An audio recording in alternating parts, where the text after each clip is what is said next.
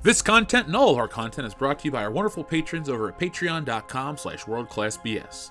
Click the link below to join today. The following is a world-class Bullshitters exclusive.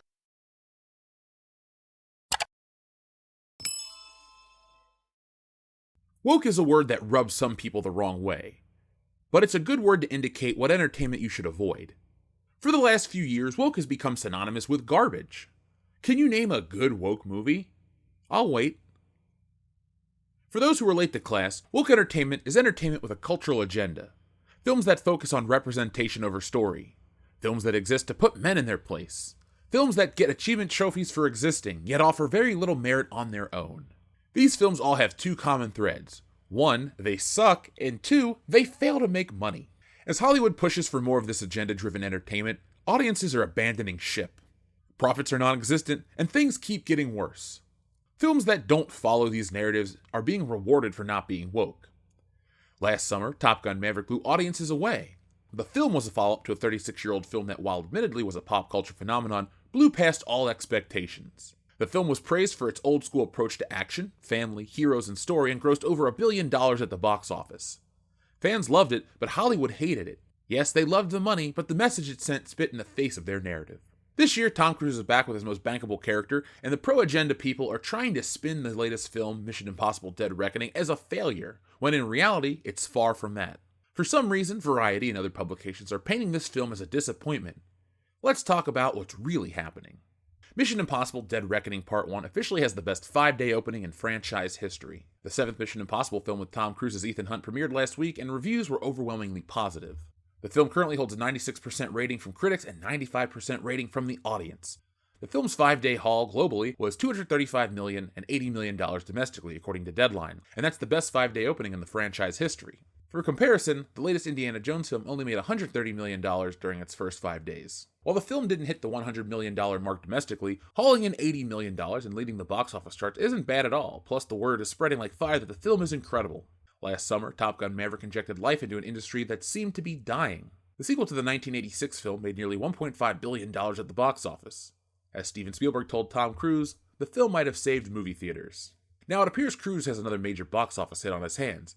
Even with most of the money coming in globally, the film is definitely a monster hit.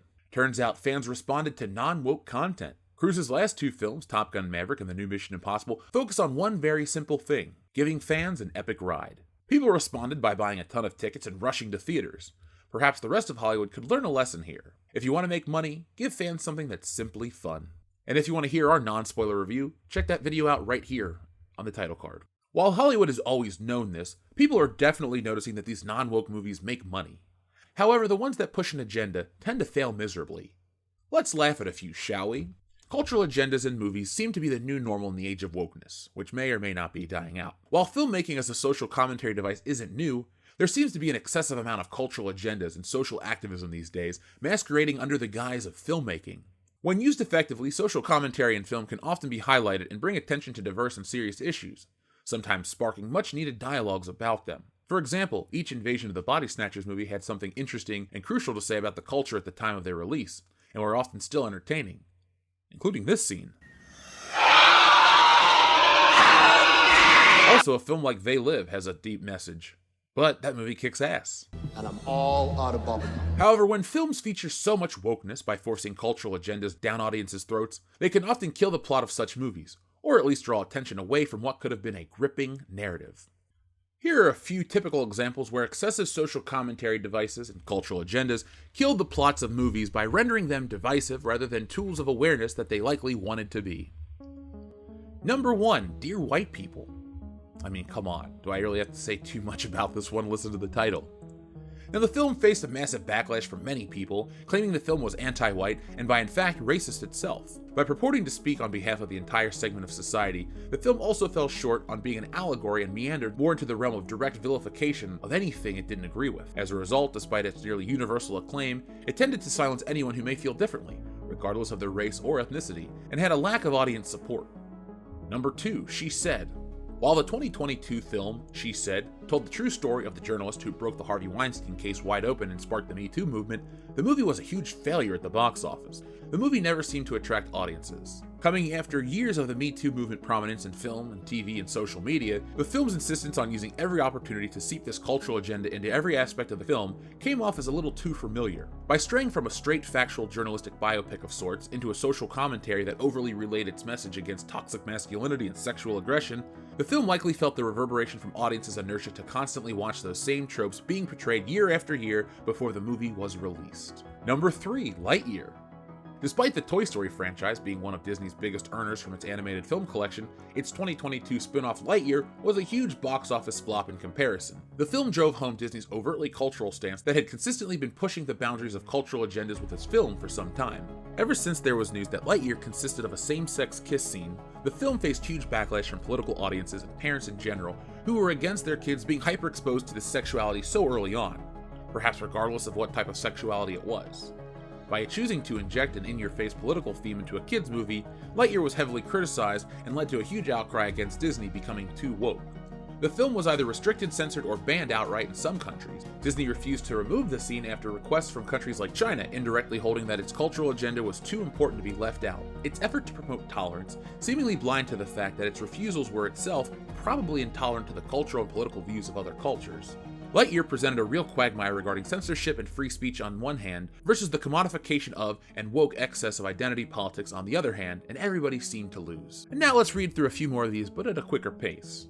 There was Get Out, Birds of Prey and the Fantabulous Emancipation of One Harley Quinn, Mother, Terminator Dark Fate. Let's check this one out. Being part of such a widely acclaimed and universally loved franchise outright has been enough for any film that joined the world of the Terminator movies. Instead, by choosing to largely ignore that kind of masculine appeal that made it famous through Arnold Schwarzenegger's iconic parts in the franchise, down the years, Terminator Dark Fate largely bombed. The film was praised by the more political or feminist critics, but that was never exactly the audience that Terminator was going for, and thus it became the second lowest grossing film in the franchise and was reported to have lost the studio around $120 million. Serious fans of the franchise found it to be a sad masquerade of the Terminator movies, hijacking a beloved franchise through a glib attempt to unnecessarily politicize a film. In the same vein of Terminator Dark Fate, the 2016 semi-reboot of the iconic Ghostbusters franchise fell a little flat, finding a terminally negative response by many fans of the original film series. By seeking to feminize the entire team, the film took an overt stance against what it deemed misogynistic attitudes in society. These outward attempts to reimagine the original cast in a diverse way was seen as nothing more than a cultural gimmick, despite featuring many talented stars. No. We also have a film like Captain Marvel on this list. And while the film was a success, where's the sequel at? You can kill a franchise after your first film is successful, and that's what they did with Captain Marvel. Now speaking of sequels, Black Panther Wakanda Forever is one of these types of movies. By seeking to blindly hammer a clearly cultural agenda of black empowerment into audiences, the movie's plot became dominated by such themes, in an ultimately unrealistic and sometimes nauseating fashion for anyone who actually has ever lived or spent any time around the world, regardless of their race. And finally, on our list today is Velma. Yes, it's not a movie, but it is an animated show on HBO Max. Excuse me, just Max. Billed as an origin story of the character, this has since become one of the biggest criticisms of Velma. The reason was the original Velma character was a white American, whereas the new character had been race swapped and is now South Asian, since the character is voiced by Mindy Kaling, who is of Indian descent. This is one of the many problems of the series, including the fact that it's so in your face about identity politics that changes the Scooby-Doo franchise to feel like a willful distortion based on bad faith. The changes didn't stop there. Velma also differs from traditional tropes by being an R-rated series and also changing the race and sexualities and identities of other famous Scooby-Doo characters too. Shaggy and Daphne are now black and Asian respectively, while Velma's sexuality is also openly explained. While initially having a strong opening by being the most watched original animated show on HBO Max, the show's approval rating has since decreased dramatically. In almost every way, this is a result of the show distinctly favoring a glaring cultural stance over any attempts to actually make it funny or engaging in any other way, where the biggest downfall lies.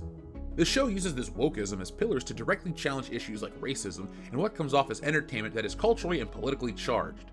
In comparison, Velma is like if the new Little Mermaid joined the Black Panther Party and spent the runtime trying to defund the police. It's just so blatantly, ridiculously political. Not uncommon in contemporary entertainment for some time now, so-called liberal TV has brought about endless examples of similar reimaginings of iconic characters. The dominant attitude whenever such changes are opposed or disliked seem to consist of brushing them off as usually being misguided, hateful, or racist. However, is this always the reason behind why cultural or political agendas in TV shows face backlash? The problem here may be that while cultural agendas in shows like Velma often take a clear stance against distinct groups of people, such as white males or the patriarchy, they also fail to recognize that there are a far more diverse group of people who also have the same issues with them too, albeit for different reasons. It's very telling when all people of all races, sexualities, and creeds hated Velma. A failure to recognize this simple truth seems to be proving more and more fatal to the liberal movies and shows, since audiences are now regularly letting their opinions show through ratings and audience scores. And have you noticed the websites like Rotten Tomatoes tend to alter those scores so you can't really give your honest opinion? I know I have. By bundling all opinions that reject cultural or political agendas being shoved down audiences' throats with these extremist opinions of selected detractors, many major networks and studios appear to be facing the fallout from this in a financial sense. The question is, will their current opinion on cultural agendas in their movies and shows stay the same if the money keeps drying up? My guess is no, but we all love a good shit show. Everything I just discussed is pretty damn terrible. From the films to Velma to everything else woke, there's a virtue to avoiding it when possible. Mainly money, but that's what Hollywood exists for. While Tom Cruise was or still is a possibly loony bastard, at least he knows how to make a good movie, and that's all we need from him. He's an actor after all, nothing more, nothing less.